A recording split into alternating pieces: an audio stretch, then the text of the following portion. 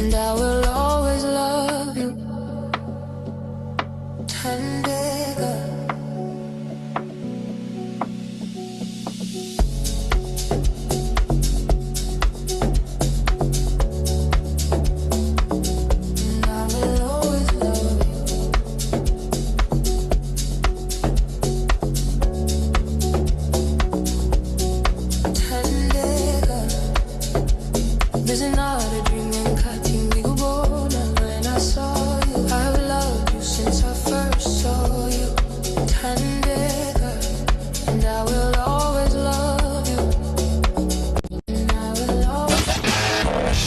You're listening to content developed by the GoPro Radio Network, the fastest growing network in the galaxy. GoPro Radio Network. Listen to the voices in your head. Hi, I'm Shawnee, and whenever I want to listen to something profound and I'm having a moment, I go to GoPro Radio, the fastest growing network in the galaxy.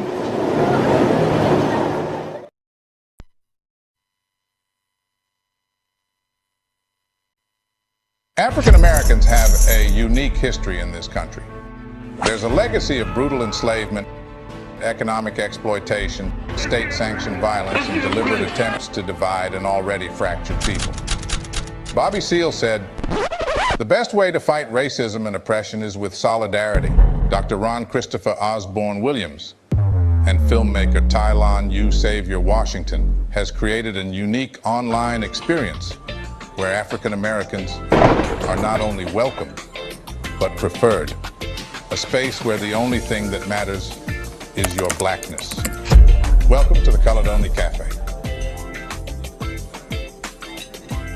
With Dashawn Farad giving us our world news, her Bro Pete, the Empress Lydia Percy, Sonny B. Sutherland Sr., and you, the black community. Welcome to the Colored Only Café, where the conversation is always hot, black, and strong.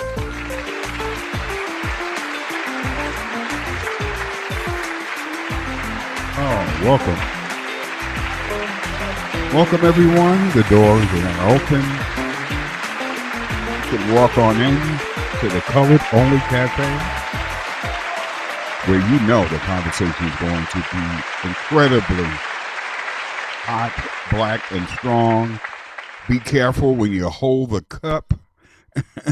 It's going to be hot enough to go through those little, what do you call those little cardboard insulators that you get on coffee when you order it outside so you don't burn your hand. Oh, yeah, it's going to be a very heavy, heavy conversation. Before we get into the conversation and we get into all the things that we need to get into today, I want to first welcome everyone into the room. I want to say hello to Brother Pete. I see him. He's in my right-hand corner. We see Kathleen Blanco. We see Brother Dashawn Farad, the consummate journalist. Jacqueline Banner is here. Of course, Dr. Ron is here. I also want to say hello to Amanda. She is here. We have PAG is here, and that's Sonny's organization, People's Advocacy Group is here. GoPro supporters. We see Super Black Man is in the house. Hello, JT. Sexy Kitty Cat. Oh, wow. We have more than over a dozen people here already in the room. Jamel Sutherland, definitely the son of Sonny. He is also here in the room. Welcome one and all on this very, very significant and powerful day. I want to also say to everyone, happy Ramadan. I also want to say, happy, what you call a blue moon. I also want to say to a lot of folks who are having a good time at Mardi Gras, keep it going. And happy Chinese New Year. Yesterday it was New Year's for China. I think it's the year of the horse, right? Just to be good. So I hope everybody's enjoying the new moon, and I want everyone to have a successful Ramadan. And I also want to acknowledge, too, the passing of Jesse Jackson, Reverend Jesse Jackson. I know a very controversial figure, and I know a lot of people feel a lot of different kind of ways, but he made his mark. And also, A lot of people don't know this, but we lost Dr. Gladys West. Now, that might not be on the level of, when I say the level, like in terms of recognition only, but she was very significant. She is the mathematician who made GPS that we use today possible. And she died today at the age of, no, actually it's the 17th. She passed away. She died at the age of 95. She was born in 1930. Tylon, you said that she died yesterday. Yes. I think you might want to check that, dear brother. Mm-hmm. They announced she died yesterday. I could have swore she already passed, like in the past 2 weeks. Oh wow! No. Let's see. You know what? I got my trusty friend here, so we can fact check it like almost immediately. I have a really good friend of mine I can ask. I'm telling you, by the way, folks, my computer's been under attack. You're going to be hearing my software go off. The blacklist tried to get me. What is this other virus?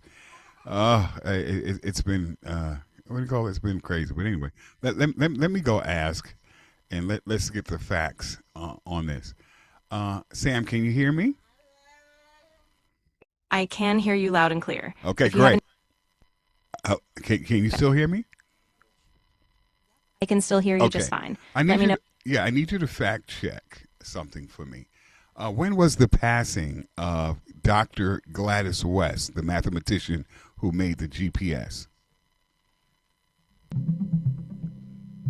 Dr. Gladys West, the mathematician who contributed to the development of GPS, passed away on January 17th, 2026 at the age of 95. Oh, okay. All right. See, yeah, a month ago. I've been reporting on it. I reported on it. Oh, you report? All right. Somebody said on the 17th. That's why I tell you what, you got to check the source. And that's why Deshaun is the consummate journalist, because he's going to always fact check me and make sure my facts are 100%. And then I got the backup. What do you call that? Sam listening in. Thank you so much for the information. Yeah, I'm always happy to double check and keep those facts tight. If you need any other verification or help with sourcing, just let me know. Okay. Well, stand by, because I'm going to ask some more questions. Welcome, everyone. We enjoy the technology, so we make sure that we're always accurate here at the Colored Only Cafe. You're not going to find a show like this on the internet. I just did. Such diverse thought. You have such a diversity of people who participate. And let me tell you, I got this from Deshaun early. I said, oh yeah, I'm going to use this in our opening. It says, in this room, you might be challenged, but you're not going to be attacked. We're going to definitely challenge, and we're going to push people. We're going to make sure, see how I was gently challenged. Like, I think that was some time ago. And then we fact checked, and then this way we can deliver the best information possible to our people, because accuracy is important. Am I right, Brother Deshaun? Yes, sir. Copy that. Yes, it is. That's right. Especially in today's world, right? Yes, where, sir. People, they just take little sound bite like me. I got that information from a guy off the, of course, the internet. We chat. He said, yeah, another sister, she passed away. I said, oh, wow. I said, well, maybe I'll mention her too. Because he was talking about all the wonderful inventions. But Tyler, I wanted to mention yesterday, even though we had a new ancestor, yesterday we celebrated the birthday of an old ancestor, Dr. Huey P. Newton. Oh, wow. And I also hate to bring this up too, because I can't stand to see when people always, they celebrate, yes, today's the anniversary of the death of so-and-so. Yesterday is when Dr. Khalid Abdul Muhammad had become an ancestor in 2001. Wow. So you're saying to me, just for accuracy, that Huey P. Newton and Khalid, they both died on the same day? No. Huey's birthday was yesterday. Birthday was yesterday. Right. And I said an old ancestor, but Khalid became an ancestor on Huey's birthday in 2001. But Huey on February 17th. Wow. Yeah, well, you know what? I think all these people who have contributed in some way, no matter how controversial, whether you agreed with one thing or another, and that's the whole thing. I notice we have a habit of throwing the baby out with the bathwater. Like, we want perfection. Anything less than that, we have this way of, I think, admonishing, chastising, or what do you call that? Criticizing. or hyper criticizing, others. And I kind of feel like that comes out of almost a form of that, what Cleo Monago calls the our trauma trance. Part of that is, that self hate. I think anybody who is doing something, but I'm talking about with a sincere intention of trying to make the lives better of black people is all right with me, because there's so many people working in the opposite direction of that. So, I don't have to agree with, different methods in which, people approach that. People have different ideologies, different religions, and so forth. But I think what you do in your life in real time is important. And that's why I love this group so much. We have people loaded in right even before I even load in that's here consistently. And they are very sincere and very active in the upliftment of black people. And they might not get the spotlight. They may not get the shine. They may not be on the news, because that's not what they're chasing. They're doing it with intention and with a sincere heart. And I just want to give you your flowers, people who are out there doing the work. And sometimes, and I would say not even sometimes, I would honestly say in most instances, it's not appreciated. In most cases. Absolutely. People don't appreciate it. But you still continue to do the work without the accolades, without being on television and all that. I would almost say, and Ron, tell me if I'm wrong about this, that if the system kind of embrace you, I kind of give you the side eye, because this system has always oppressed us. And when the system says, oh, this is a great guy, listen to this, this is your leader, I'm like, that's all right. Pass. I hope that when it's over for me, they say a lot of horrible things about me, because they did that with Malcolm, they did that with Martin, they did that with all these great leaders. What happens is when you do great stuff, they don't like you, and then all of a sudden, when you start doing some powerful things to move the needle for your people, that's when you become the enemy. Remember, the COINTEL program was, and sometimes we say it real quick, that was what the counterintelligence. They were after all the intellectuals. Am I right, wrong? Maybe wrong. What do you think? I just want us to be careful in this day and age of that narrative, because we have some people out here who we don't like, and we don't like them because they're not for blackness. And they use that same narrative to say, "Oh, you don't like me because I'm telling the truth." They are advocates for white inferiority. They believe that the inferiority of white people is important, and so they advocate and they support their actions and things, and then turn around and utilize the same type of stuff, like you said, for Malcolm and Martin, for Marcus Garvey, for just this idea of people hating on them, but forgetting that the people that was hating was not their own people, but they were the social construction of the inferiority plan. That's right. The ones who was feeling insecure about how could these people be surviving and thriving after we did all we could, and we still can't touch them, we still can't change them, we still can't destroy them. And they hate on. Listen, they hate it. So I just want to put that out, because you're right. You will have some. You are 100% correct. Some of the plants.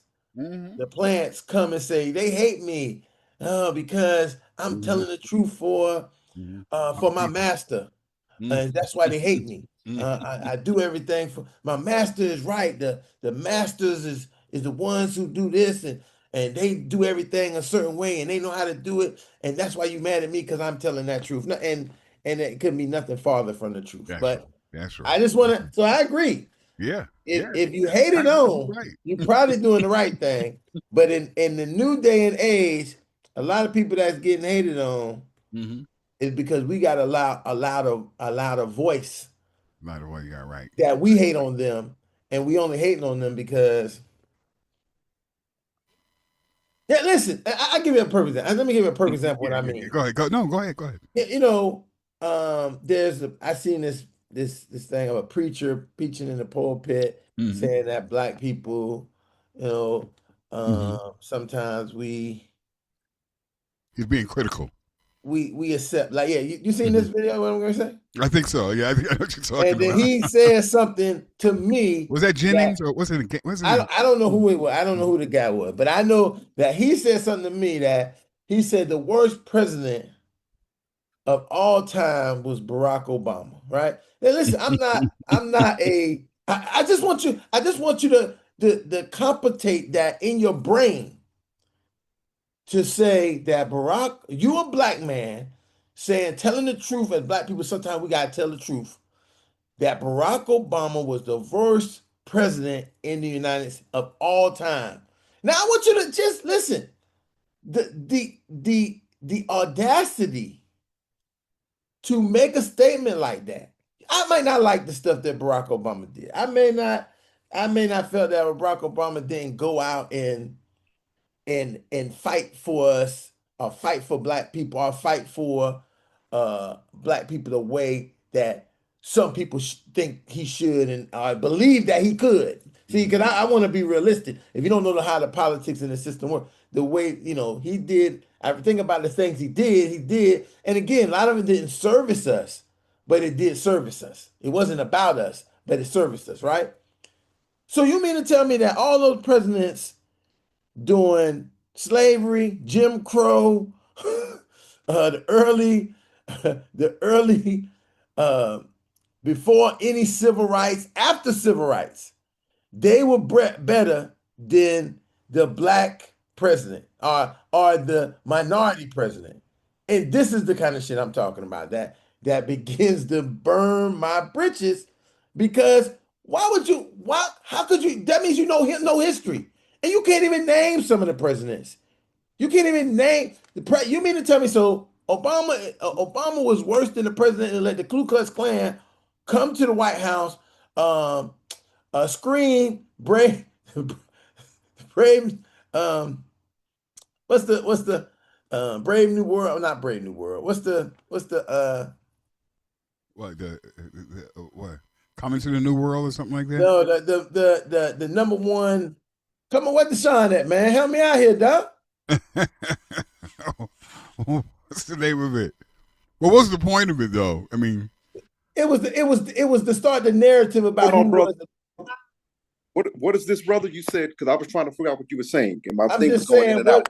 what is the name of the movie that they screened at the White House and then the Ku Klux Klan walked down? Birth of a Nation. Birth of a Nation. Listen, I'm getting old, brother. I can't remember. I know the context. I don't mean I'm gonna remember the name. That's like I tell people. I remember you, but I might not remember your name. And so you're looking at it, and here, so the audacity that we have some people out here who look like us, who walk around and profess to us as a people that what we should think and how we should think about other people who look like us, when it's all done in the name of the white inferiority clan. It's ridiculous. And if they don't realize, in some cultures they will be exiled or executed. Right. Yeah. Interesting, Dr. Ron. Can I ask you a question? Yes, you can ask any questions you want, brother. I'm sure you getting the intel for your people. So you think it was right for the, as they say, and it's not true, the first black president to advocate for homosexuality? First off, how about this, brother? You telling me about what the first black president did. Don't tell me nothing about what the first black president did, because he wasn't the first person to do anything. Okay, so this is the thing. Listen, if America, if people in the GoPro network world want to see an example, we were talking about a hypothetical. You just seen a real live example of what I'm talking about. You're trying to flip it. You just seen a real live.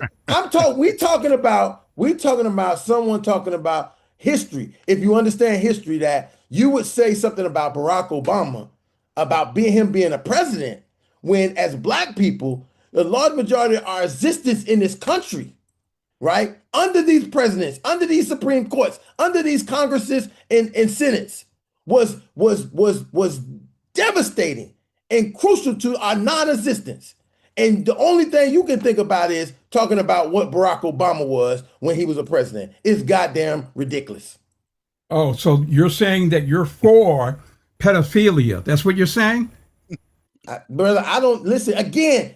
I'm not. Yes or no? Can't you say yes or no? I do not entertain your Trump rhetoric because it has nothing to do with me. Just say yes or no. Why you can't do that? Why you got to convolute the whole conversation? We talking about. Are you for pedophilia? Yes or no? We are talking about black. All right, here we go. And you're coming to bring your Trump the diversion tactics into our conversation. We're talking about black people supporting black people. It has nothing to do with pedophilia. That's the stuff that you deal with over there in your Trump land. Don't bring it to us. We want to talk about black unity, black power, black solidarity. How you going to talk about black power when grown men are having sex with little boys? We have our guest. Our guest has arrived. Our featured guest has arrived. I want to remind us of that.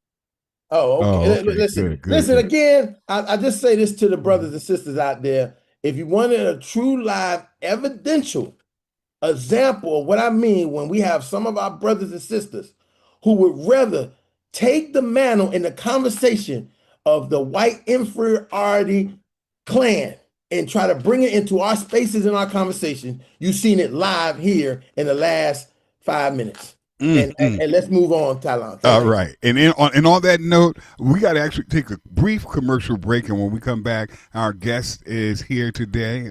He is an author, a scholar, a researcher, historian.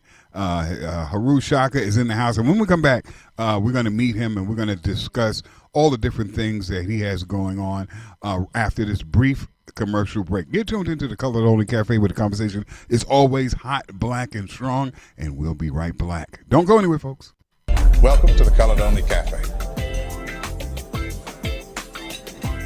With Dashawn Farad giving us our world news, Bro Pete, the Empress Lydia Percy, Sonny B. Sutherland Sr., and you, the black community. Welcome to the Colored Only Cafe, where the conversation is always hot, black, and strong. Okay, welcome back. Welcome, black.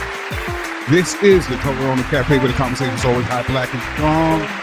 Come on into the room. I'm super excited about our guest that we have today. We have yet another offer.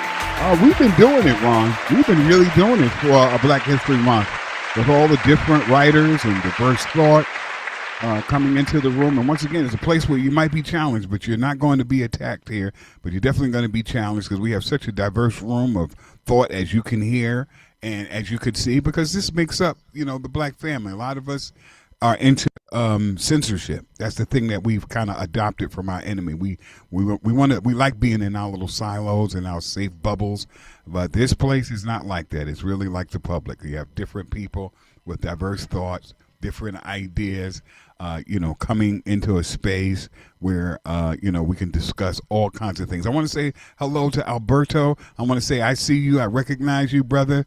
Yeah, I'm looking forward to an update on what's going on with you. I want to say hello to Venus. She's here. I want to say what's up to Steve. Steve is in the house. Big Steve is in the house. Works a lot with us on our film projects on part of Iron Metropolis. And, of course, the Empress of the GoPro Radio Network. She is here in the house, and you know who she is. If you don't know, you better go ask somebody. Her name is Lydia Percy. By the way, her program is on tomorrow at 10 o'clock. It's called Lydia's Lyrical Lounge, and I'm telling you, it's an experience in music, poetry, information, and knowledge. Oh, it's really great, and she has such a wonderful personality. Thank you so much for being here. Brother Pete is in the house, of course. Brother Pete always brings the heat. We have Miss Kathleen Blanco here. Deshaun is in the house, making sure we keep everything on the rails. Let's get Shaka back. I think he kind of dropped off or whatever. People, by the way, if you're having problems getting on, just persistence beats resistance. When we do these programs, even before when I just started, all of a sudden I start getting all these alerts coming up. I have really, really good, and I'm really grateful for the different software that I have. I don't have just one antivirus program. I have 3 of them, and they've been catching viruses as like the computer, gets under attack, especially when you start using certain words, certain phrases. I guess they pick up on the algorithm, and a lot of people think, well, you're not doing all that. You're not that big. No, we're doing really good. We're doing great numbers. We're doing great numbers on Rumble. Thanks to you guys. That's right. And I like Rumble so much better. They're more accurate, the consistency. When I do things on YouTube, sometimes I'm like, yeah, look at the numbers are good. And then you go to look, and all of a sudden, one day it's, 300. The next day it's 25. It's like, wait, how do you go from 300 to 25? What's going on? I just don't know. But I like Rumble. The numbers are a little bit more, they seem fixed and consistent, and it's clearer. When you go there, you can post to different, sites simultaneously. So we're on there now. Oh, and a big shout out to Adiaga Faiza. She was on yesterday's program. A wonderful, wonderful actress. She's really blowing up. Her career is going to be huge. She's in Law and Order. What was that? FBI Most Wanted. What other shows? Yeah, and we showed clips, by the way. And you can check out that program by going to GoPro Radio. You can see actually some of the scenes that she's in with Ice-T. She's in a lot of movies. She was in a movie with Viola Davis and Maggie Gyllenhaal. And so, we showed a whole lot of clips, but she was on yesterday's Tantrum Artist Management show, and she's doing some big things. And like I said, I want to thank her again. And maybe she's checking us out on Facebook, because we got quite a few people on Facebook. By the way, if you're on Facebook, you're checking us out on Rumble, and you want to join us here in the room to talk to our guests, you are more than invited. All you have to do is go to goproradio.com, and then just click on that icon. Click on the Join Live. It's right at the top of the page, and it'll bring you right into the room. Let me continue to say hello to Jacqueline. I want to say hello to Amanda. I want to say hello to Super Black Man JT, Sonny B. Sutherland Sr. in the PAG organization. Amanda. I want to say hello to Sexy Kitty Cat. JT is here. Jamel, man, like I said, we got over a dozen people here, almost 2 dozen in the room, and we can, like I said, we can make room for you here. The cafe has a lot of chairs. Hey, Tylon, I just spoke with Shakara. He said that his computer crashed, so he has to come back on. And I just told him how you were mentioning how they were messing with us. Yeah. So he's coming back on. He's coming back on. He hasn't abandoned us, but literally, he got booted off because the connection crashed on him. Yeah. That, like I said, that happened. That also happened. Yesterday, and then what was it on Monday? Monday show, on Sunday show, they was messing with that program. Sunny has a program called I'm Not Having It, and we was having it. Right, light and left, they kept on, but persistence beats resistance. We're here, family, and we're growing, and it's nothing they can do about it. And if they wasn't doing that, we probably wouldn't be doing anything. I think the fact that we are growing, and there are those entities and forces that don't want that to happen, and so they're doing their job. That's their job. Their job is to make sure that we don't connect, that they give us viruses, that they try to slow us down, that they try to stop us. That's their job. They're on their job. We have to be on our job, and our job is to be resilient. Our job is to have stick-to-itness. Our job is to fight and to continue, and not to have this expectation that everything is going to be easy for us. Guess what? It's going to be harder for us, right? But guess what? We're tough. You're strong. Think about our ancestors and what they have to go through, and what they continue to go through, all right? Because we're still, under fire. We're still under attack. Hopefully next week, I'm trying to get this sister on, everybody, but this is a very good book that I want you guys to look out for. Purchase it. I'm telling you, I have it.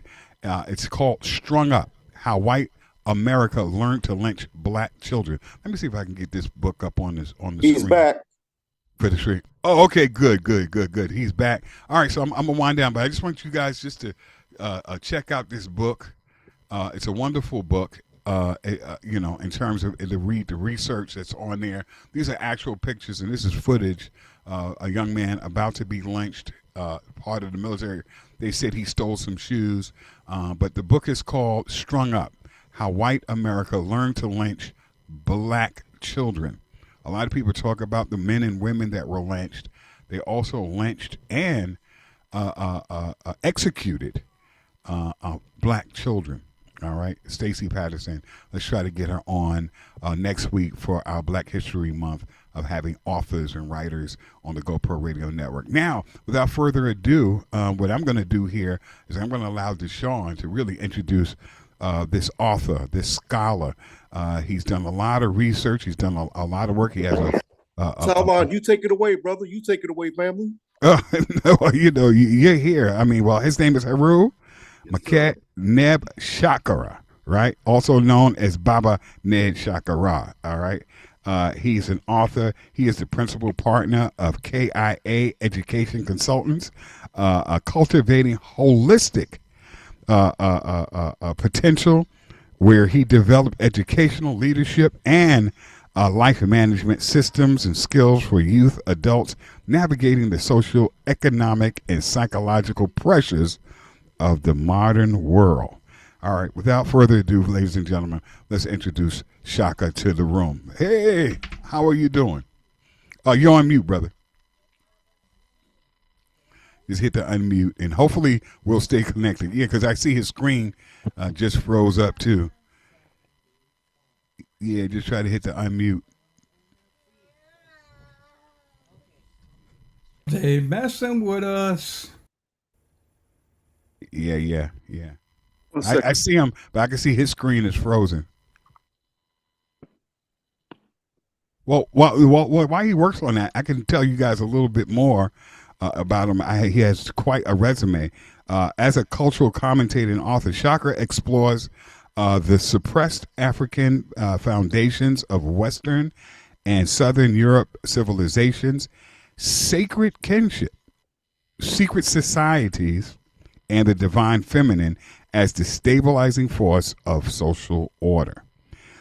His mythic political novel called Camelot, The Return, reframes the authoring tradition as a concealed African legacy of kinship. Oh, I always felt like that film and that movie, it resonated with me for some reason, the story. I've seen, the King Arthur. I've seen the original King. One of my favorite films of all time was a film called Excalibur.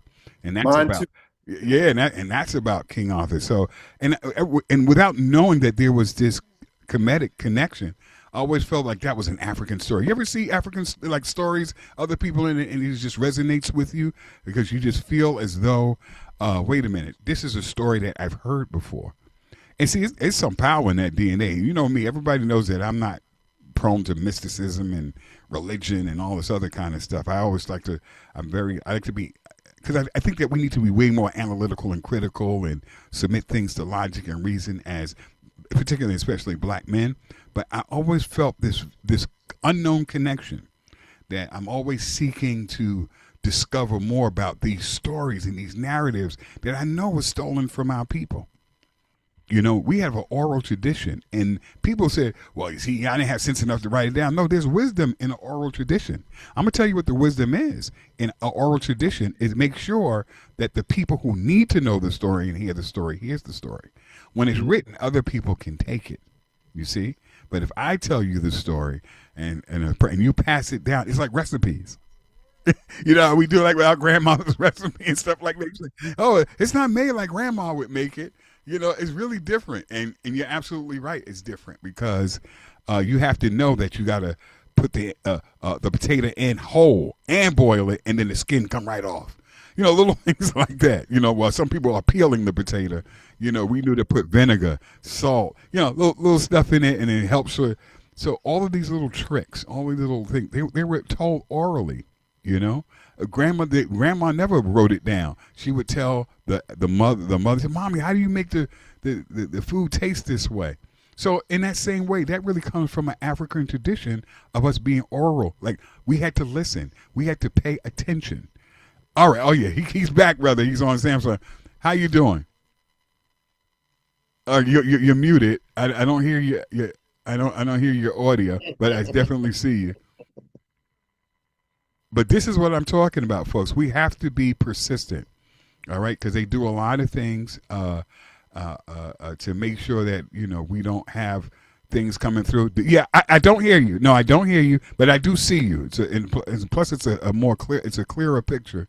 But I don't hear you. You probably have to connect. If something comes up and says connect via Wi-Fi, try to connect via Wi-Fi. Hit that to come in. But yeah, I'm talking about how he did the research and made a connection with Camelot to Camelot. And like I said, I know that when we discover more and more, we do more research and more truth is being revealed. We'll find out a lot of these stories, are our stories. Like I recently discovered and found out that the American flag was stitched up by, and I knew a sister did it. I remember Paul Mooney used to joke about that. He said, that was a black woman. And come to find out, yes, it was a black woman who put together the so-called American flag. But yeah, I think more and more of our history is going to be unearthed. More and more of the stories that we think are, written by so-and-so. I'm going to tell you guys that some of my favorite movies, The Matrix, The Terminator, movies like that. Guess what? Sophia Stewart, a black woman, wrote those stories and had those stories stolen from her, and like I said, we're going to discover so much of our narrative, so much of our stories, so much of our brilliance and genius have been stolen. And it is because, we've been pushing like in rooms like this and people, and I believe Sonny worked with Sophia Stewart to get justice or trying to connect her to certain kind of things.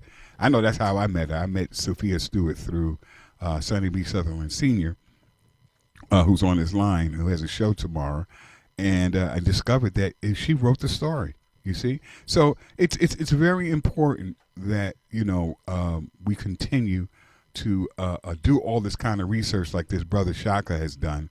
And how are you doing, brother, with the audio? Just go to your Wi-Fi settings, the audio, something that looks like a microphone on your phone. If it looks like a microphone, tap the microphone, and it says connecting audio. Okay, let's see if it's working now. I saw a check that said connecting audio, so I think you're almost there. Yeah, can you hear me? No, I can't hear you. No, we can't hear you. We cannot hear you, but we can see you. Can you hear us? Not. Let me see. Can you hear us? Are you okay? He can hear us, but we just can't hear him. So it's your microphone might be not connected or muted. And so I just want to say, Tylon, just for the audience, this is Sonny Sutherland. This is what they do to us. They can't shut us down, so what they do is they cause interference. And this has been going on with us here at the GoPro Radio for quite some time. But like Tylon said, we got to be persistent. Uh-oh, I hear him. You hear me? Yeah, I hear you. You got it. All right. Wow. Okay, let's go. Yeah, let's go. Well, I already did the introduction while you're gone, so we don't have to do that. And I stopped at Camelot. And I was telling the people here that so many of our stories have been stolen from us. And so, oh, man. Yeah, bro. Mm-hmm.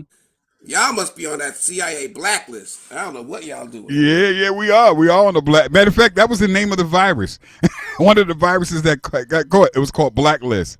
I do Zooms all the time. I never had no difficulty like this. Yeah, it happened. But I'm so glad you're here, brother. Yeah, stolen. So one of the reasons, well, first of all, the story was given to me by the ancestors, literally. It is a stolen story. Mm-hmm. So the major theme is based on the sword and the stone, which is an ancient African story. Mm-hmm. So those of you who know Ghanaian history, which aren't many of us, will realize that they've heard of the golden stool. What people don't realize is the golden stool and the sword and the stone. That's the African base of the whole Camelot model. Well, there's a couple pieces. So there's a guy named he's the Merlin. Okay, let's see where we start. We're going to start with Ghana, the foundation of the Ghana Empire. There's a guy. He's a Nana, and a Akomfo, actually, is what they would call him. magic. Well, explain to a lot of people. Maybe they may not know what a Nana or a Baba is. We may know and understand, but let's Okay, for our so audience. in African traditional culture, I'm trying to get this thing to stand right so I can free my hands. I'm a hand speaker. In African traditional culture, it's very hierarchical, and as people move through levels like initiation, they gain titles. In fact, the whole college model that we know from college degrees are actually based on the African understanding of degrees. The Masonic model of degrees is all based on the African model of degrees. What you have are these initiatory systems or schools that would take you from one level to the next, from young child to adult man or woman, and understand that man was achieved. Just because you were male, you didn't become a man. Just because you had titties didn't make you a woman. That made you female. That's right. And each level, a house head, an elder, they're all achieved titles.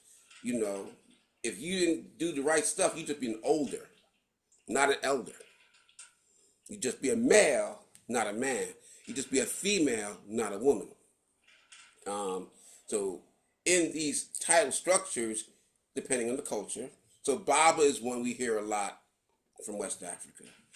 But you also have titles that are priestly titles, like Iya, which is a priestess, meaning mother. So a lot of the titles are linked in with motherhood and fatherhood because those were the primordial understanding of hierarchy. You are successfully accepted as a man or a woman, then you become successfully a mother or a father. That's the most rudimentary levels of social hierarchy, grandmother, grandfather. And that gets extended into the priestly culture later. So when we talk about Babas, that usually means somebody who actually is a father, but it's short for father mystery, like Baba Lao means father mystery. Ianitha, mother of Ifa, those kind of things. Okay.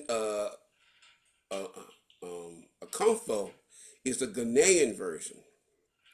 So the sword and the stone is actually based on the sword and the stone of Ghana. It's very interesting history because it has a similar, it was put there way, way back.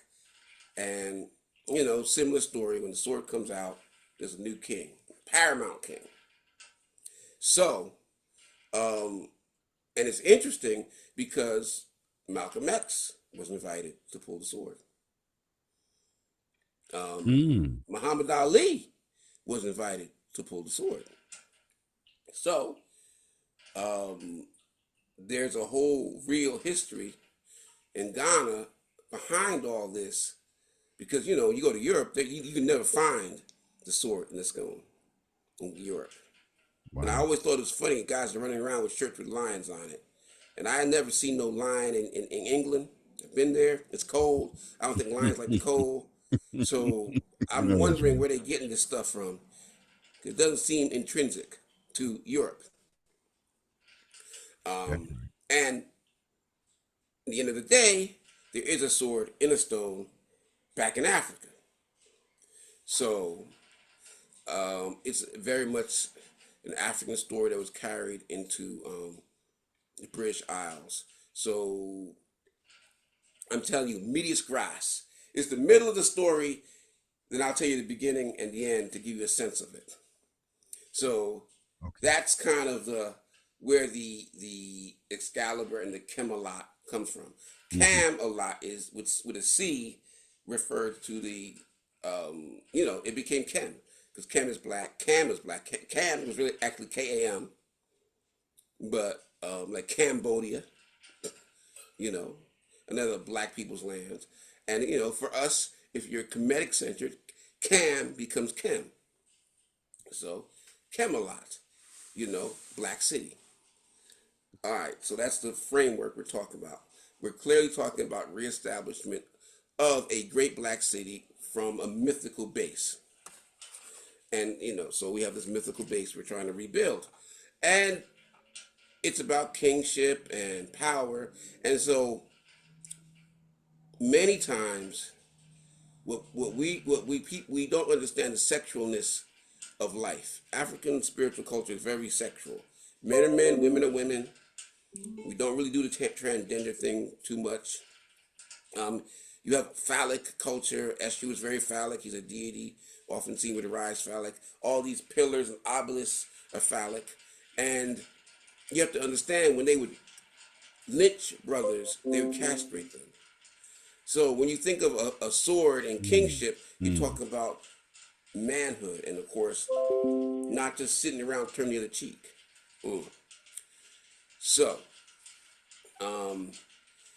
it's a story about the reestablishment of African kingship.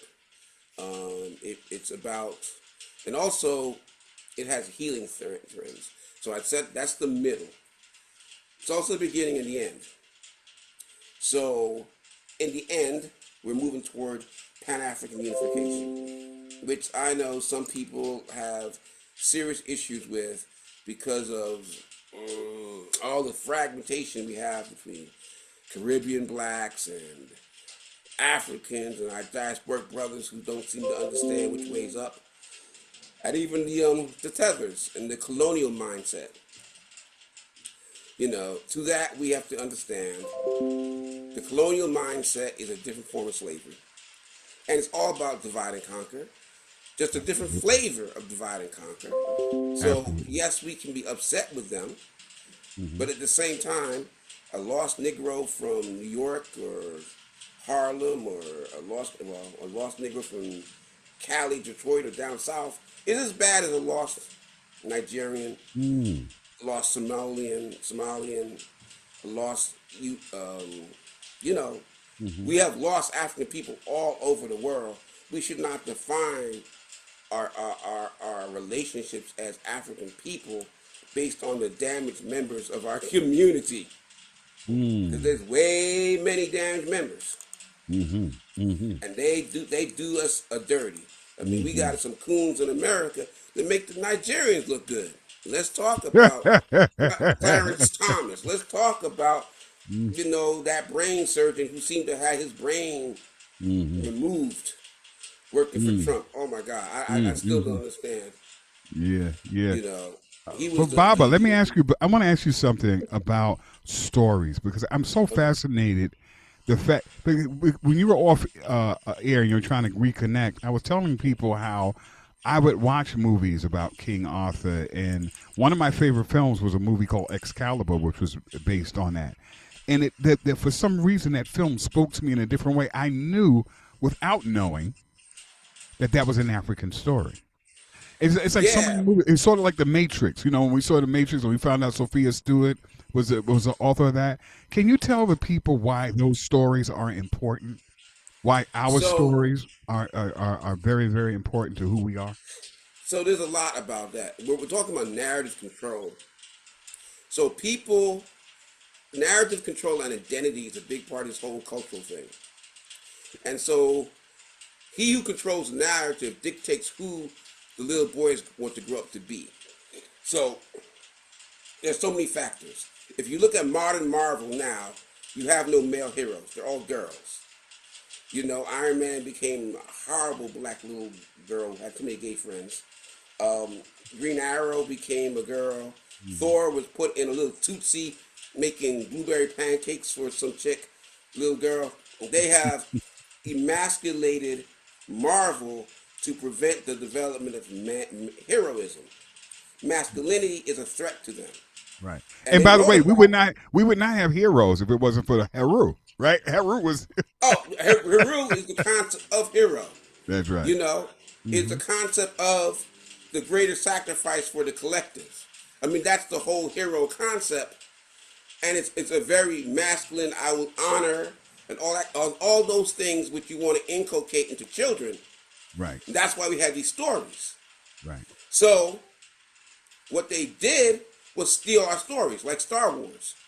I'll tell you right now, the Jedi are a big part of Camelot Returns, because the middle book, it's 4 books actually, talk about the Jedi Temple in Nubia. The Jedi, D-Jed, D-J-E-D-I, D-Jed the Djed column, the backbone of Osir, those who endure. Mm-hmm. Jedi is those who endure. And I even had an argument with ChatGPT telling me, "Oh, you're trying to." I was reviewing some parts, repurposing white Star Wars, and I was like, "You are such a racist program." It is. I had to take the papyri. I had to take the Westcott papyri, which talks about a Jedi master who could wrestle 110 men, who could tame lions, who could heal, and tell it, stop bothering me. It's our history that was white-faced.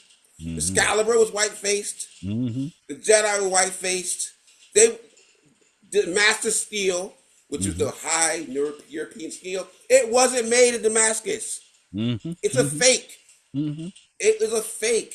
Right. My metallurgy teacher, I started as an engineer. He was Russian. He used to, because the Russians are kind of like, them and the Europeans, they don't consider themselves Europeans. So he was like crapping on the Europeans, like, man, they're lying about that. They never made it. We made divine steel in the Dogon people. King Tut's dagger was made of meteoric steel. We were the ones forging steel long before, while they were still picking fleas out and living in caves. Wow. But they spin the narrative, and you think Africa had no steel. We was running around naked with spears. Yeah. No. Yeah. They did that with Tarzan. Remember the king of the jungle? How's a white man? Oh my God, Tarzan. Look at Tarzan. What you're telling me is a white boy grown up in the jungle can beat T'Challa. T'Challa, who's been brought up with his whole life trained with African martial arts. Trained with African martial arts. Who would become a Panther King, because that was what he was. He was a Panther King, which means he was one of the best members of the Panther Society, the Panther Warrior Society.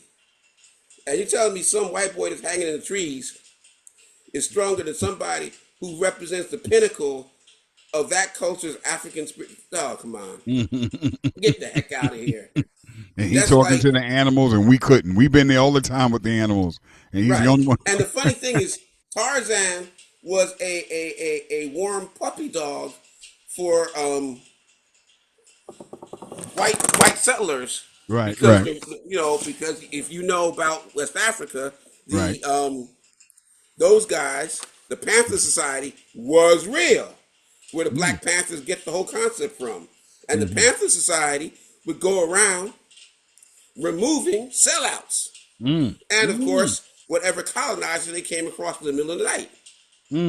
Well, we need some Panthers today here, right in this society. But we're going to get ready to take a quick break. And when we come back, man, we're going to get into this really fascinating story. I want to get into who you are. I want to get your story as well after this brief commercial break. Welcome to the Caledonia Café, where the conversation is always hot, black, and strong. Okay, welcome back. Welcome, Black. We're already up to the second half of the Colored Only Cafe. And I'm telling you, I'm so excited about this guest. I'm hoping, I don't know if he knows this or not, I'm a filmmaker by night. I don't only run the GoPro Radio Network, but I'm also a filmmaker. Matter of fact, the commercials that you see, I edited or I've either shot or put these things together. I'm actually working on some narratives. I would love for him to come and consult with the Iron Metropolis Film Company, because I really love and I'm fascinated with the stories, even the origins of the story. And you ever when things smell funny, you don't even don't know where it's at. But he's taken the time and done a lot of research on this, and I'm so grateful for that, because I think a lot of people instinctively, a lot of Black people, we know when we're hearing something that's just not right. Right? And so when somebody come and they do the research, it's always a tremendous benefit. So now we can point to this and say, this brother has done the research. That's why John Henrik Clark and all that J.A. Rogers, all those folks who've done the work for us is incredibly powerful, and I think you stand on their shoulders and you're continuing the work, and I appreciate that. That you're continuing that work to get us the truth and unearth all of these origins of a lot of the things that a lot of us seem to worship. Like when we go to the Marvels and we see these shows on TV and they're larger than life, and we have to be careful when we see our stories in whiteface, so to speak. So I'm gonna like to ask you about your journey. Like how did you start doing this? Well, how did this become a passion of yours? So the passion part,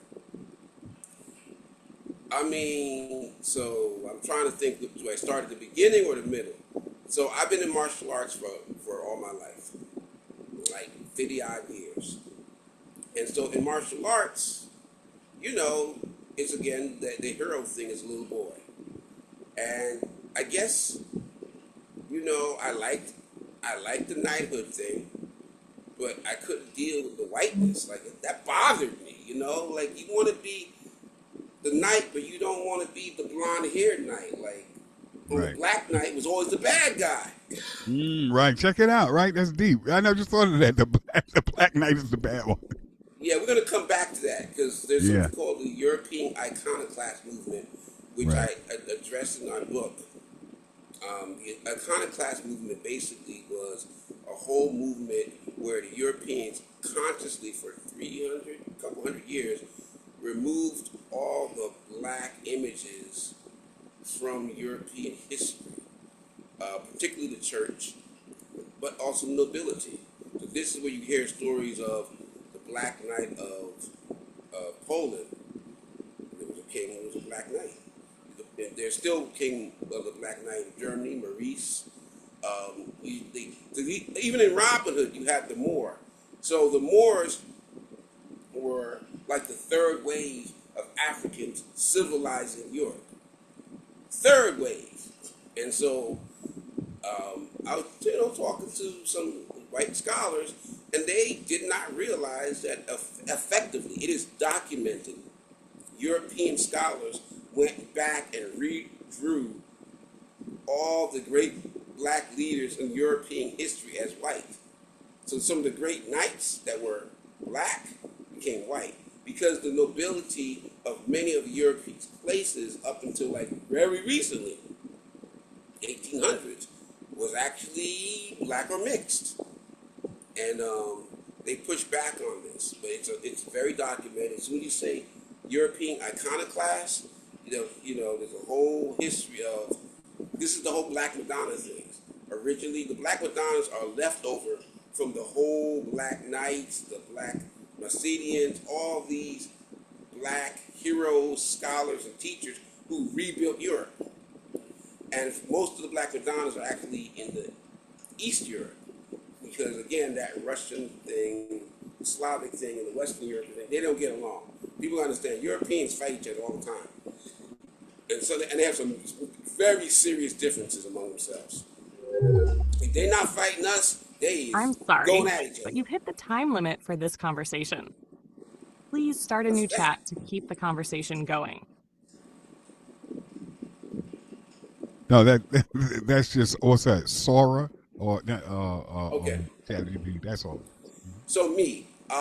So that's me growing up. One could be a hero, one could be a knight. Doing martial arts from like age 6. And the cool thing is getting exposed to the Asian culture. I got European culture, I got fencing. And then, the movies came out.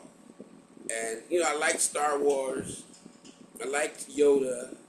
If you look at the picture, that's a Twa guy who represents the real history of the Jedi and the Twa.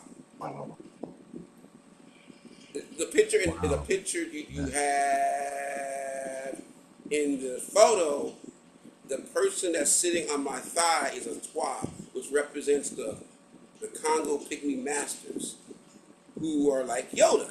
And they really existed. That's where the whole character of Yoda was pulled from, was the ancient masters.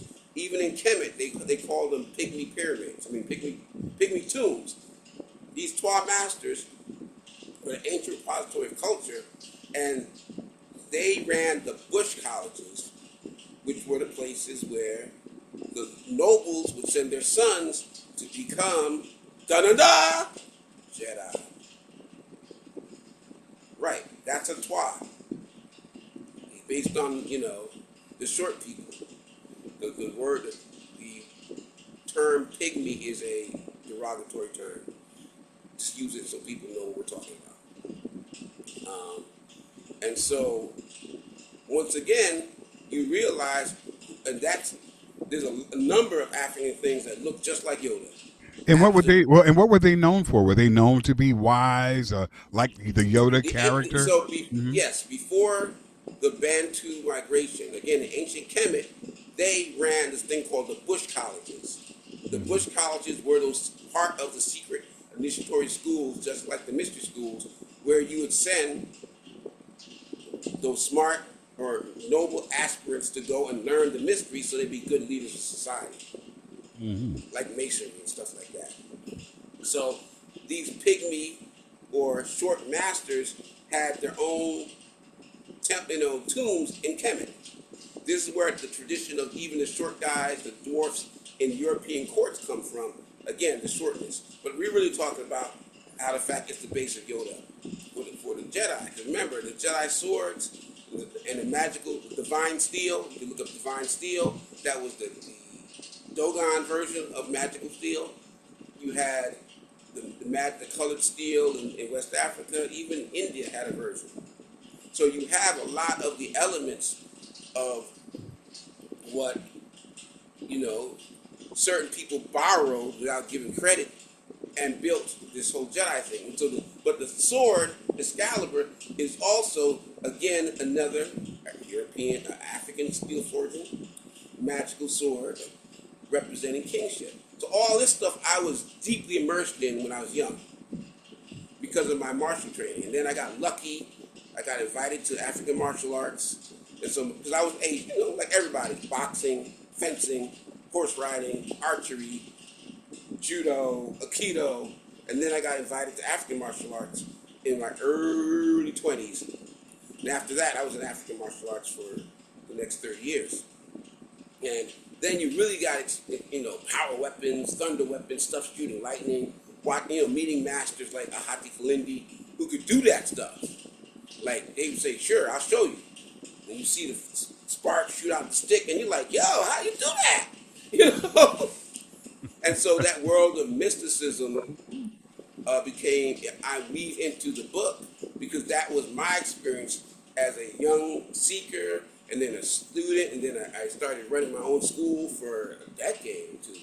And, in my school, we'd have, I don't know where you at, we'd actually go to places like Odunde. We would go to People of the Sun. Sean, what's People of the Sun? The day before Doom Day, when they talking about tribute to the ancestors. Tribute to the ancestors, yes. So, as a martial arts school, or eventually, things evolved. They went from martial arts, African martial arts, to martial arts and yoga, and we're taking field trips to Asar Set, tribute to the ancestors, a Doom Day, exposing people to African culture in the wild, so to speak.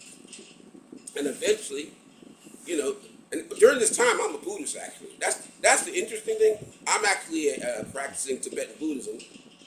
Wow. I joined the Buddhist order about 92. And after that, I became a Tibetan monk. But the cool thing about like Buddhism and African spirituality, they're not like Christianity. When you become a Buddhist, you can have a patron deity. And so, what's that? I don't know what that is. What's a patron deity?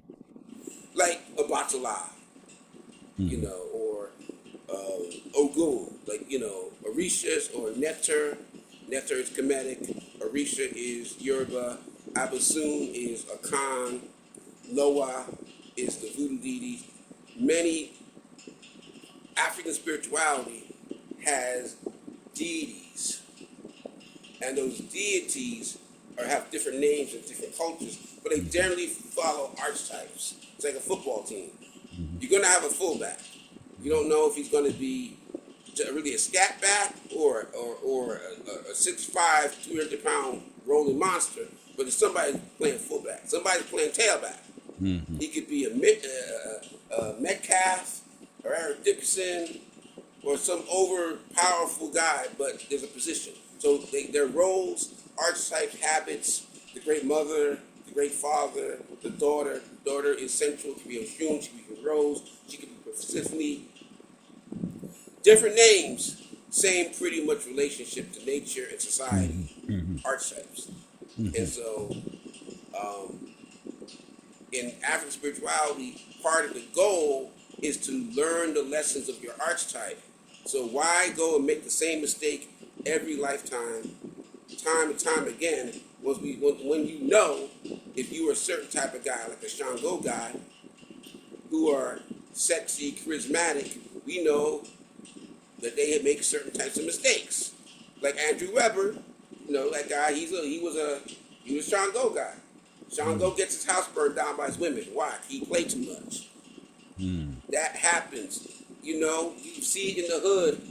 Player get caught out. It's all dramatic, yelling and screaming. Those patterns repeat again and again because humans don't change. Our nature. And so the archetypes are lessons learned that you can learn in advance instead of having to make the same mistake. We lost your picture, brother. I hope we're not losing him, because I wanted to get into that a little bit in terms of the archetypes, the different type of men. He was talking about the players get their house burned down. That was really interesting and intriguing. But you find that these stories and these archetypes that you find in films and have been really, like I said, stolen and changed and reshaped. And a part of that, which I wanted to ultimately get to, is in the way that we see ourselves, and how sometimes when we see these stories stolen, it's not just an artistic difference or happenstance. These things they are actually deliberate, so that we think of ourselves differently. We don't see ourselves, as the hero. I remember this movie. I don't know if you guys ever saw it. Of course, Arnold Schwarzenegger is one of their biggest figures when it comes to action and heroes. I think he did The Last Action Hero. He was the last action hero in the movie. But it was this one particular one that was like almost laughable, where he beats the devil. It's called End of Days. One of my favorites, Tylon. Yeah. It's like, I'm like, boy, Gabriel Byrne. That's right, Gabriel Byrne was saying that he played the devil, and Arnold Schwarzenegger was able to take down the devil. So it was really iconic. It was like, oh, you take down yourself. But listen, what happens, and I think with a lot of young people, we don't look at superheroes, and I grew up on comic books. I remember the guy used to chase me out of the comic book store. I couldn't wait to find out what happened in the next episode of the Fantastic Four, or so and so and so. I always was intrigued by these fascinating stories, and always had a sense, without knowing, it was just a sense that these were somehow our stories. And then, as a DJ, as a musician, as a writer, working A&R, working in television, some of the top, industry media companies, because I always loved stories where, fast forward, we have GoPro Radio, where now I recognize that it's important for us to control our narratives and tell our own stories.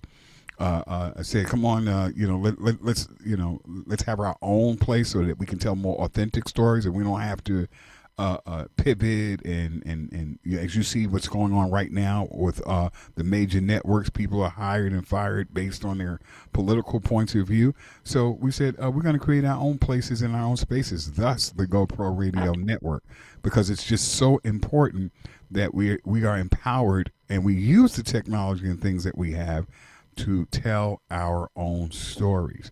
Because when people grow up and they don't see themselves, and they don't see themselves as the hero, right? They don't see this shaped, I would say, my perspective in terms of having a need to help, to always, support the underdog, so to speak. You have a lot of people who they're not interested in helping or being fair or balancing, and that's the story. So now, as a filmmaker, telling different stories, that's an incredible position to play. That's an important when I say position, I think an important way to be, to kind of bring balance to what have psychologically have been done to us and continue to be done to us. But we're not powerless, and I think that's the point. People will look and say, man, you just got, 8,000-9,000 people. But that's 8,000-9,000. 8,000-9,000 people can turn into 90,000 or 20,000 or, and more. I'd rather grow small and steady than big, right? And then to be able to, when I say tell our own stories, each one sort of teach one, right? And so on and so on. And that's how we have to go back to that tradition. Once again, that oral tradition. Right, we're using today's technology of getting the truth out there, and people know it. Like I said, I would watch these stories and say, "Man, this sounds very African to me. This sounds, it speaks to me in a certain way." I didn't do the research, but we have brothers like Shakara who has done the research and able to say, "Hey, I can point to this. This has a connection to Africa. This has a connection," and it makes sense. And it begins to make sense, and all the pieces start to come together. And this is the time, they say this is the age of Aquarius, where things that are done in the dark is being revealed. We see that happening with the Epstein files. We see that happening with Cat Williams when he had that thing with Shannon Sharp. A lot of people are now telling the truth, and all the things that made us look crazy and we used to suspect, we now found out. We find out that it's the truth. Right. So that that's really fascinating. So I know we got to take a quick commercial break. Hopefully, when we come back, Shakara will return and we'll ask some more questions. Folks, get your questions ready. Start putting your questions in the chat. Folks who are checking us out on Facebook, if you have any questions, comments, or concerns, please write them down in the chat, and I'll ask our esteemed guests to answer it. He has a fascinating story too. I mean, you're talking about a Buddhist monk. He's studied all of these different concentrations in the martial arts and spirituality, and you see that there's a connection to that. It's not just used or the research used just so I can learn how to defend myself and beat up on people, but also to get to the truth and then share that truth with us. And then we're going to talk about his book as well. After we take this quick break, and like I said, hopefully all of the transmission issues will be resolved. All right, so we'll be right back, folks. This is the Color Only Cafe. Don't go anywhere. The conversation is only going to get hotter and hotter. All right, we'll be right back.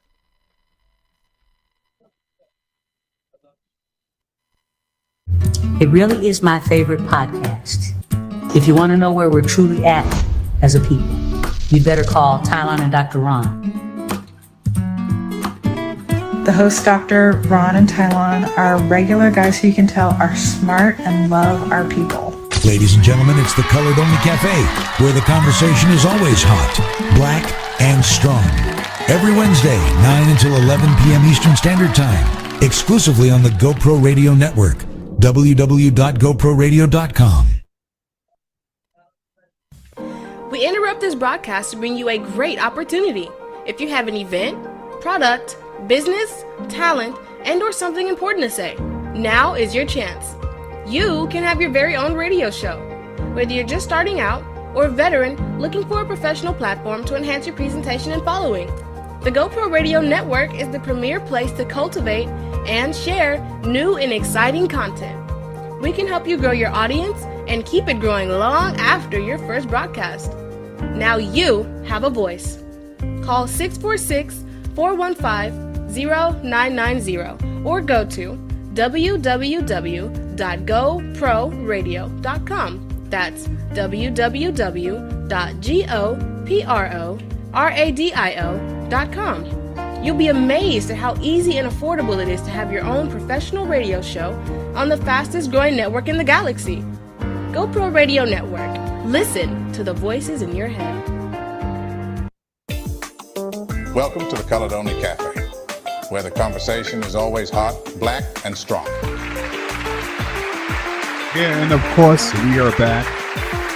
We're black. This is the Colored Only Cafe. I want to remind everybody at this time that this is the perfect opportunity for you to make a donation to a station that really matters. That's the GoPro Radio Network, where we bring you guests like Baba Neb Shakara with all of this research and scholarship and information to you.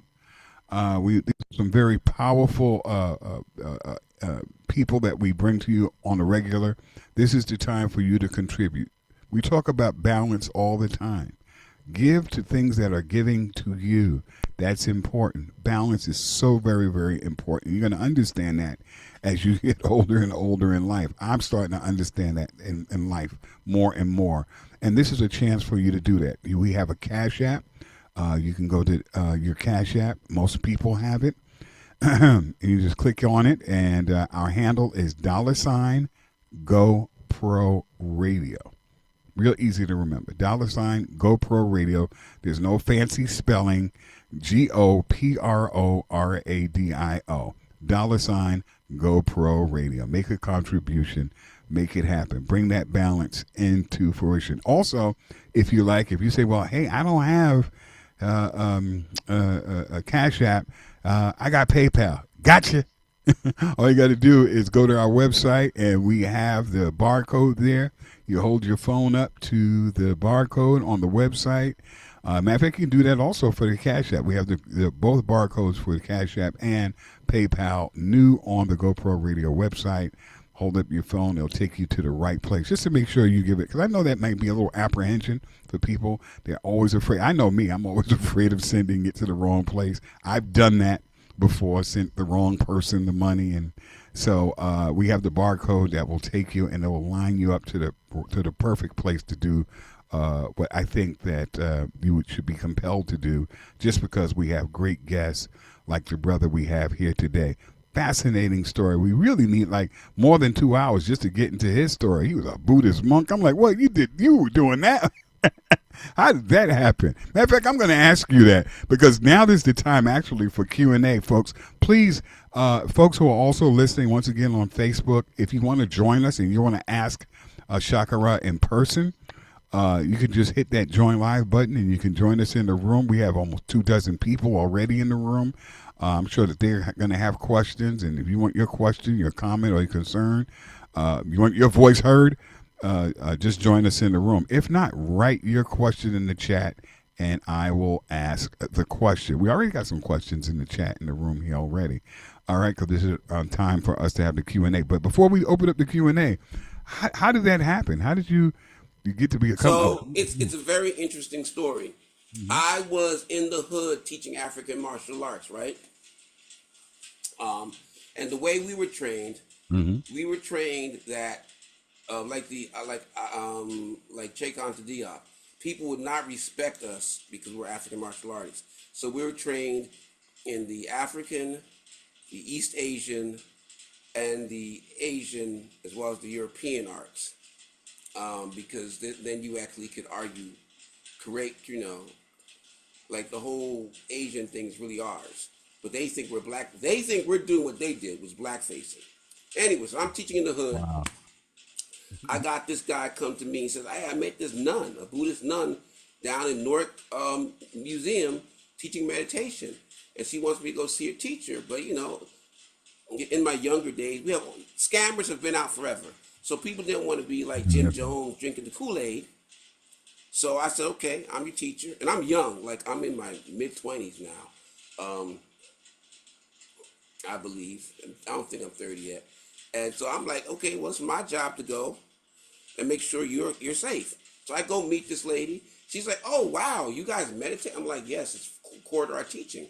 We're a self-development spiritual martial arts school. And so she's like, well, you need to see my teacher. And I'm like, okay. And I go see her teacher. And, I come in the lecture hall, and there's this big white man. And I'm like, okay, and so I'm kind of skeptical. And I'm sitting meditating, and then I start seeing him glow, and start seeing him levitate. I'm like, so I look at my boy who came with me. He's rubbing his eyes in his glass, and he must be seeing the same craziness I'm seeing. So we're like, wow, like, okay, and then he did the Doctor Strange with me. He saw me. I had a scowl on my face because, I'm like, white people, spirituality. Yeah, questionable joker. And he saw all across the room. I mean, he's like 200 yards away, down at the bottom of the lecture hall. He looks up, sees me, looks right at me, hits me piercingly in the eyes. He reaches his hand, he flicks, and it knocks me out my body. I'm like, what the frick? I'm like, oh, stuff. I'm floating up in the air, looking down, seeing my body. I'm like, wow. What the heck? And then he's up there. His body's down here, but his spirit's up me. So I'm like, oh, where? I was like, oh my gosh. But I wasn't afraid. I was like, I'm young, I'm hot, I got my school, I'm the man. I'm like, what are you doing, white man? And he's like, what are you doing? You sitting here scowling at my thing. You my guest. I'm like, yeah, but how you rude, kick me out my body. He's like, what you gonna do about it? So boof, I transform him into my battle form, like Goku. And he's like, he's in his classical stance, and we rumbling. It's a good time. Martial artists love to test each other respectfully, and we had a blast. And then it was like, it was so much fun that we're like, oh, snap. The meditation's over, we got to get back to our body. He knocks me down, poof. My feet kick up. I'm like, what the heck? So I'm doing, I'm on the way to the break. I'm doing cartwheels and flipping over stuff. I'm not even thinking about the fact I'm cartwheeling and flipping over stuff because my boy's like, you had a good meditation? Yeah, that was fantastic. So I was doing this to protect my students. And, I still had an issue. Later on, I had some people do a reading on him. Because, I still didn't trust him. And then the reading came back very, very good. The highest that you can get. I'm like, oh my God. Oh my gosh. Like, this reading is perfect. So I decided to join his order because I believe in truth. And truth is whatever it is. I mean, there is a racial identity thing happening, but truth is truth, He said that he wanted a vacation life, so he tried to be white. He wanted to get, he's been working hard, being a spiritual guy, serving the people and all. He's like, yo, I'm tired. Let me be white and lay back. Oh, see. And so I was like, yeah, what happened? He ended up going back anyway. So, but the book. We got a lot of questions though. I want to get to the questions. Shoot. All right, so because people are, and we only have 20 minutes left. Time flies, man. When we're having a good time, you got to come back. You got to promise me you got to come back, and we got to have some more in the conversation. All right, you ain't even got to my African priesthoods. This is me. This is young me as a Buddhist. Yeah, I know. I want to get into it, man. It's absolutely fascinating. These stories, hard to believe. It's incredible, especially get the out of body experience. But let's go to the chat. But by the way, folks that are in the room, I'm going to prioritize you guys. Lydia, if you have a question, Bro Pete, if you have a question, you guys get priority because you guys actually show up to our VIP room, our virtual VIP room. And I is for intelligent, impressive, intellectual people room. So, do you have any questions, comments, or concerns, Lydia, Bro Pete? You done told that little girl her daddy ain't so long. You don't know what the long-term effects for that. You don't know how insecure. Huh? What's that? Really hear him. Yeah, I can't. It sounds low. It sounds low. Okay, I can't hear him. Okay, so folks, you could start to populate. Okay, here's a question: how do you do your research? Do you travel and talk to other scholars? So I've talked to a lot of scholars. So within the African martial arts world, I actually wrote and did not publish like 4 different books before I got around to putting this saga together because I was scared I'd mess it up. And I did the things I was more comfortable with, which is more actually research than, novel writing, whatever. That's dialogue and people stuff. I come from a background, of engineering and IT and hard tech science stuff on one side and philosophy and liberal arts On the other side, I did a dual degree in undergrad, and then I did another graduate work in the NJIT Rutgers stuff, and then started some PhD at Rutgers education. So as a teacher, I've had a lot of. I researched. Yes, I talked to scholars. I traveled. I have some scholar buddies. I was actually part of a crew of black scholars that came out of Penn State and UPenn under Reverend Dr. Cecil Contine Gray. He was the guy who politicized us and started us on that black nationalist path while we were in the beginning of college career. And so a lot of us later became different scholars in different fields who are buddies. I want a guy who got ancient Kemetic history with a PhD. I just call my man Dr. Salim Farad in Cali. So we're buddies. Or Dr. George Branding in anthropology. That's just how the scholars hop. They all know each other. We all know each other. Oh, that's great. Excellent. You're in a good pool of people you can draw from all of their experiences and research. I love that. Lydia want to know to Kalindi IE. So Kalindi was one of the greatest researchers of African martial arts. And he recently passed a couple of years ago, but I was a martial arts student under Shaha Ifedishi Masi. And Shaha came out of Karinga. So, Karinga led to Shaha introduced me to Kalindi, and working with these people. They're like the scholar martial artist kind of guys. Like you see the Kung Fu movie with a guy with a temple and books and like doing acupuncture and medicine and herbs. That was the kind of martial arts trajectory I came out of. Wow.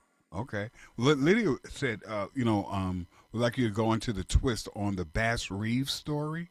I'm not familiar with Bass Reeves. I like the Bass long, Reeves. the long ranger, that they took for granted. Yeah, he's in my book. Oh, he's in your book. All right. Oh, yeah. This is really intense. Oh, I go through and I have a lot of ancestral heroes of great black people who have been suppressed.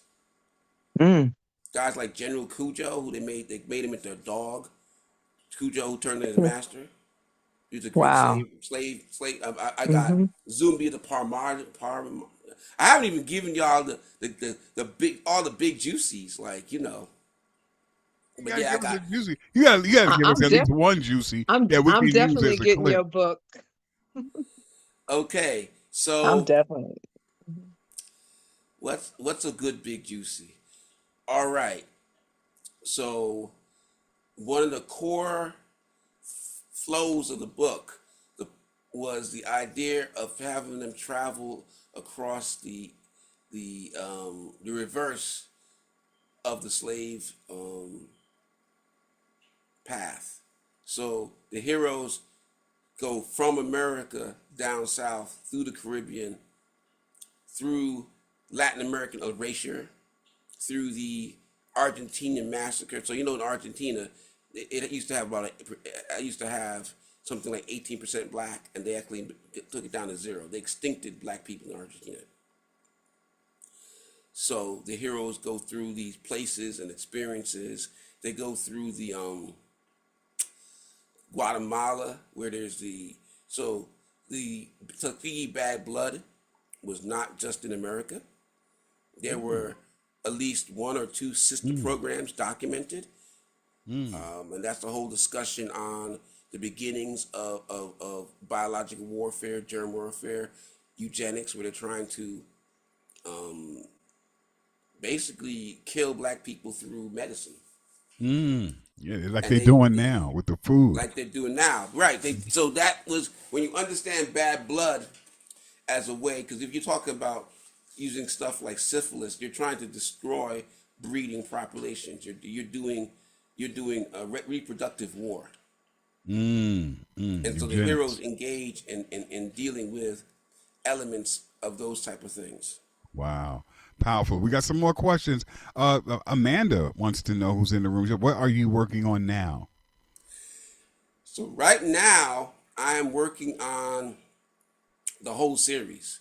So it's actually a 4 series. They would not they would not let me stop at the third book. So, and I didn't really want to go all. I didn't even want to really talk about the first book till I really understood. I got completion. So back when I was in meditation with my Buddhist teacher, one time we were having a high level meditation, enlightenment level, and then a bunch of African guys showed up, and the spirits, and they started talking to me, and they said, "You need to write this book," and they showed me, like in a flash, the idea, like what it was going to be. And this happened in, oh my God, in the 80s. No, it could not happen in the 80s. It happened in the mid 90s. And then after that, so basically people think of Buddhism as an Asian practice. It's actually an African practice that went into Asia. But these are the African masters. I like how you phrased that, yeah. Yeah, these are the guys before it went to Asia. And they were like, this is the story. So they gave me the story. And then I just didn't have the chops, the writing skill, or the real, I built the knowledge base.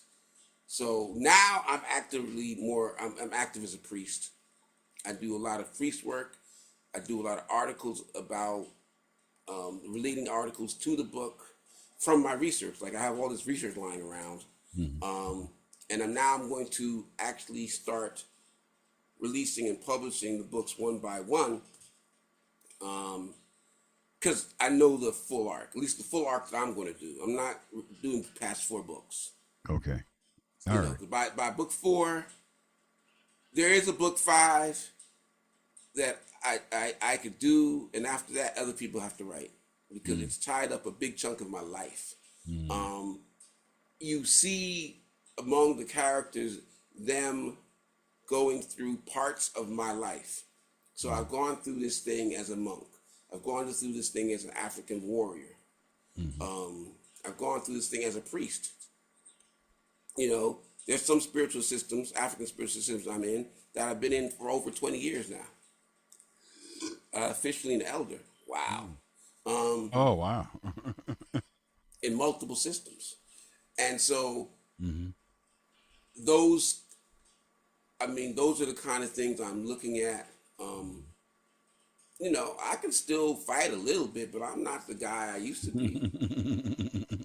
Well, I don't know. Well, you fighting on another level. You can, maybe pop out your body again and do some work. Hey, I could definitely do more. But I still hit the gym.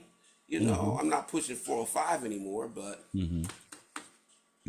so I'm working on more of the spiritual services. I do some tantra healing. I'm really trying to promote healing, and I'm trying to frame. There is a fracture in the spiritual world, the community, with the Yoruba, the Ifa, the traditional Kemetic. And I'm trying to find a way to help heal that fracture and get those priests about the business of healing the community. Get them out of their... Important. Yeah, they're all in their basements or in their little temples. They need to be out in the community. They need to be out. That's right. See, we have a separation from culture and spirituality and politics. Part of that happened due to the communist. You remember when you saw the thing about the Panthers and how they were political nationalists but not cultural? That's a key fragmentation that happened in our community. And so communism is a mistake. Communalism is cool, but the communism that they adopted was the atheistic communism that had that Asian European model, which led to a lot of the political people not being cultural or spiritual. And so now we have spiritual people who aren't political and political people who aren't spiritual. That's not African. Yeah, we definitely have to have a conversation on that one. But I want to get more to some of these questions. Kathleen just wrote, she said, what's involved in the priest work as to what you are able to share? What's involved in the priest work? So it all depends on what your priest is focused on. A lot of my focus is the Agungun priesthood, and so we're dealing a lot with ancestral trauma. We deal a lot with healing the wounds of family from generation to generation. So ancestral memory is a double-edged sword. So yes. How so? So you might have the memories of 4 generations of your mama or your grandfather or your grandmom being raped, beaten, and abused. That's going to carry to some level into you. That's terrible. It's going to cause health conditions that come out of nowhere. It's going to make you do weird things that seem to have no trigger. That's the negative. The positive, we've always had magic in our DNA. We've always had ancient knowledge in our DNA. The memory can be the memory of knowledge or wisdom, or it could be the memory of abuse. And it's how you unlock it. With proper ancestral practices, which we used to have, but we don't have anymore, you are supposed to be the best as a man, lover of all your uncles, granduncles, great fathers, the best warrior of all your ancestors, of the best businessman, and the best chief and king. Because all that knowledge is in your DNA. Those are the guys who have the children. It's there. Just like being the best lover for a woman, the best mother, the best market woman, the best crone, witch, intuitive, magical, whatever you want to call it. All that's locked up. And so we want to unlock all the ancient wisdom and heal all the traumatic memories that is causing us to be extra stupid. So that's the mission of my priesthood, the Google priesthood. Okay. Now, I know we're out of time, folks. I promise you, I'm going to get the questions that you have to our guests, and hopefully he'll be gracious enough to answer them and forward them back to you. But we run out of time. 7 minutes left. Give me 2 more. Yeah, okay. 1 more. Okay. Because and I know I want to leave time also for my co-host, Dr. Ron. I'm sure he may have some questions, comments. Handle your business. I'm sorry. No. It's good. It's all good. Dr. Ron.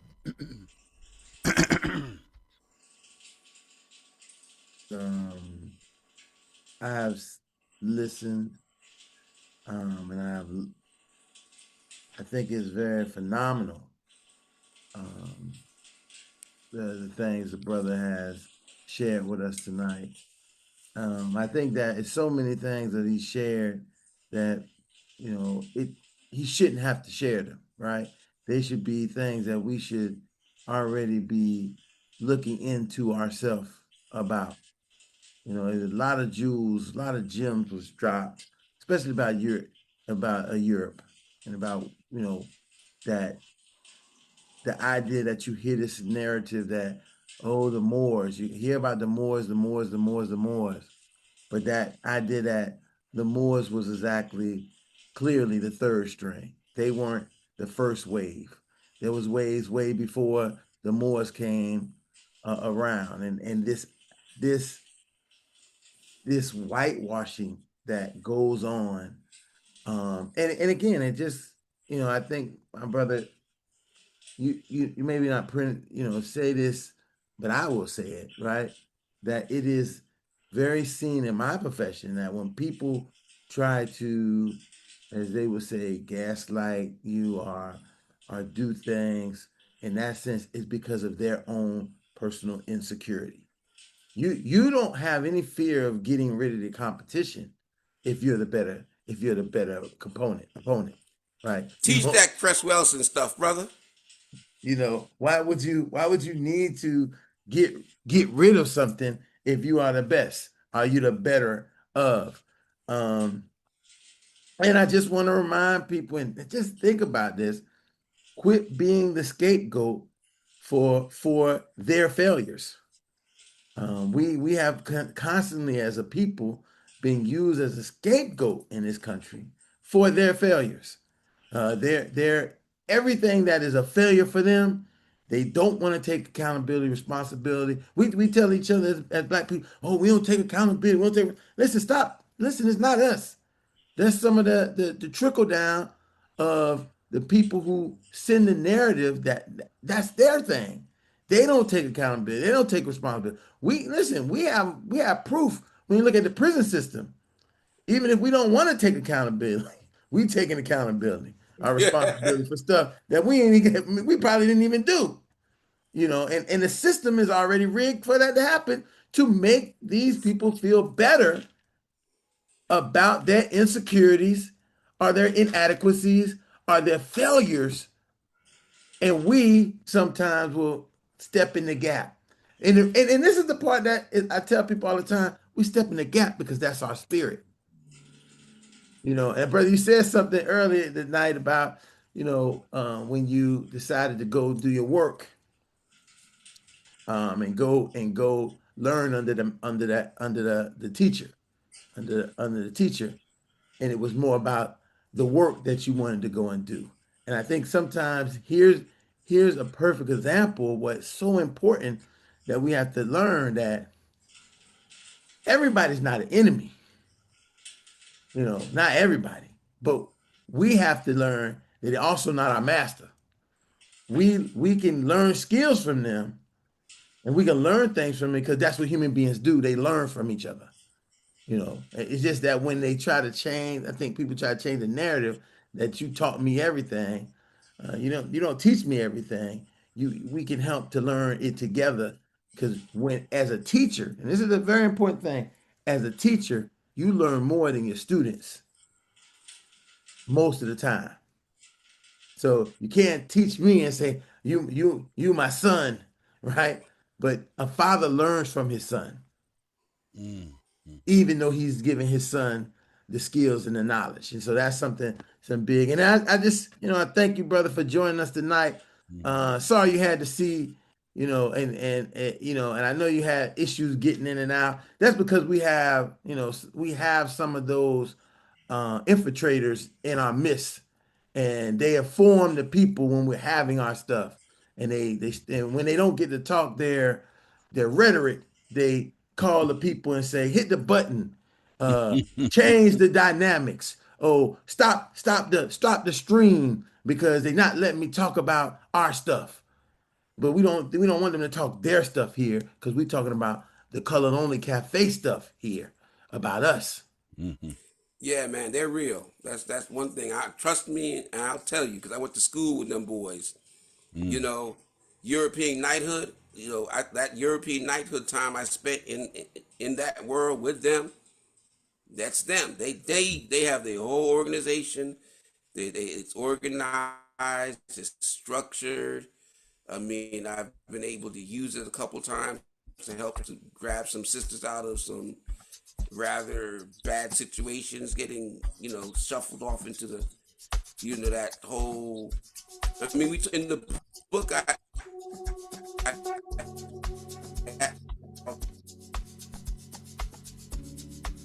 Oh, he's starting to freeze up a little bit. Oh my goodness. I don't know if he can hear us. Your screen is freezing up a little bit, but right on cue when Dr. Ron was just talking about it. But I need for you to put your information in the chat. You start talking about the white pedophile stuff. Exactly. Yeah, I mean, again, that has nothing to do with us. I mean, if anything, we have to be mindful to watch our children and be victims of that from people who will tell them, "Oh, come go with us," and then take them to them. Right. Say, "Oh, come ride with me and Fred, and we'll take you on a nice trip." Somewhere. That's right. Remember in Houston this fall, they broke that huge pedophile ring right in Houston, like 240 pedophiles. Wow. And the Epstein files is real. They're into that stuff. Believe me, the warrior societies, we have to deal with that. And we can't work in their system because the police is part of the system. Listen. The brother just said something that's so important.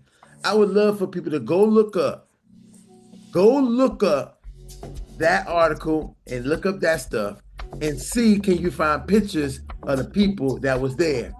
When black people do crimes, you can see their picture within a second of being accused of a crime. Go and look and see if you can find any pictures of a ring of hundreds of people involved in a ring of pedophilia, and see if you find any pictures of black people. I promise you what you will not find. And on that note, guys, our time is up, but I got to give this brother his opportunity to tell us where we could reach him, where we could support him, if he has a Cash App, and where we could pick up this wonderful book. Let me grab my website. Deshaun, can you put the website in the chat, please? You heard me, Deshaun? Okay, so the website is Ancestral Egbe. I picked it before I realized how important it is to have an easy spelling website. It's Ancestral, like ANCESTRAL, Egbe, EGBE. That just means group society. .wix. All right. Wixsite.com. You go there, you get me, you jump on the newsletter. That's the Culture's newsletter, and it keeps you, and you have access to articles I've written. You know, the whole thing, the whole ecosystem of stuff that I'm doing, including ayahuasca events, healing events, retreats and workshops we're organizing, that kind of stuff. All right. And on that note, we're giving him the final word. Thank you so much for joining us. Don't forget to join us tomorrow. We have the I Ain't Having It show at 10 o'clock p.m. Eastern Standard Time with Sonny B. Sutherland Sr. on the GoPro Radio. I'm sorry. I'm sorry. Yeah. Don't get that. But that's on Monday nights. That's on Monday. Oh, okay. Right. Monday night. That's Lydia. Don't infiltrate blackness with whiteness. Lydia's Lyrical Lounge tomorrow at 10 o'clock on Ladies Night, and then right after that we have DJ Blanco Negra, her Rooted to Music program on the GoPro Radio Network. I got to get some more sleep, folks. I'll talk to you later. It was a fantastic show. You, Tylon. And Brother Thank Shaka. You, no, thank you, Lydia. Thank you, Deshaun. Thank you, Dr. Ron. Thank you, Jacqueline. Thank you, Nama. Thank you, Venus. Thank you, Bro Pete. Thank you, Amanda. I want to thank you, JT. I want to thank you, Super Black Man, Jamel, Sexy Kitty Cat, Deshaun Farad. Just wonderful work, man. Keep on keeping on, brothers, and let's go straight ahead. Start where you are. Use what you have. Do what you can, and know that you are enough. Peace out.